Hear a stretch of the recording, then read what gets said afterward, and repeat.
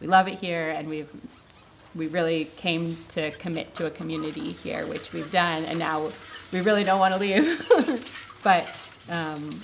but we also feel like it's going to be very hard to manage the flooding here, and so we're looking for what other possibilities are out there, while also trying to see what we can do in order to stay here. But we don't want to go far.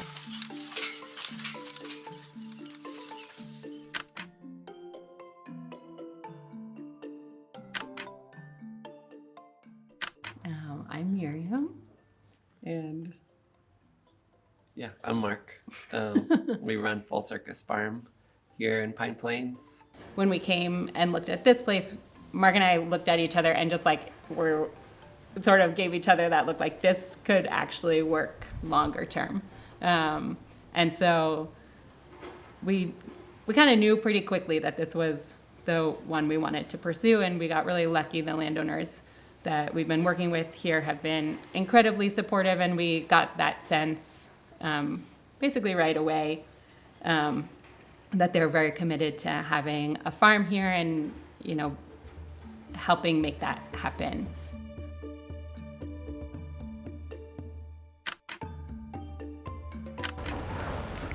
It's hard to say. This isn't our land, like we don't own this land, and so it feels, yeah. I mean, so we found this land through the farmer landowner match program that the Columbia Land Conservancy had. Now the American Farmland Trust runs that same program. And we got really lucky. The landowners that we've been working with here have been incredibly supportive, and we got that sense basically right away.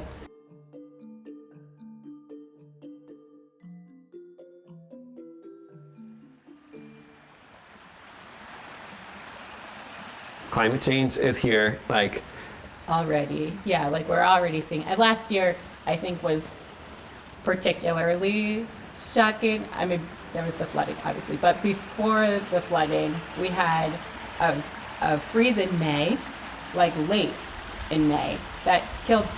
I mean, it damaged crops on our farm, but fruit farms Northeast got hit super hard. They lost their entire crops because it was such a late freeze.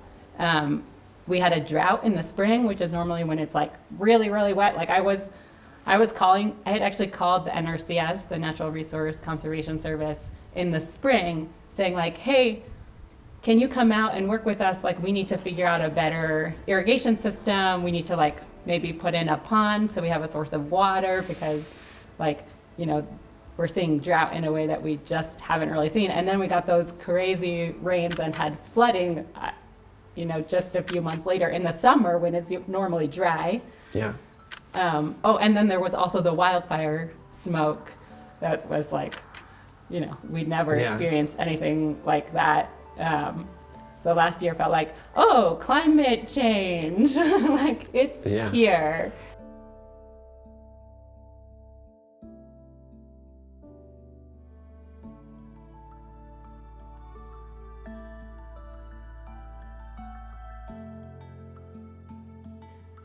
The community as a whole stepped up for us.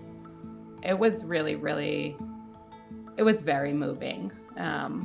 We had the first pickup after the flood, because we continued the CSA. Well, that pickup we had produce that we'd already harvested in the cooler, so that was sort of set up. But we had CSA members who were like, "Is there anything we can do,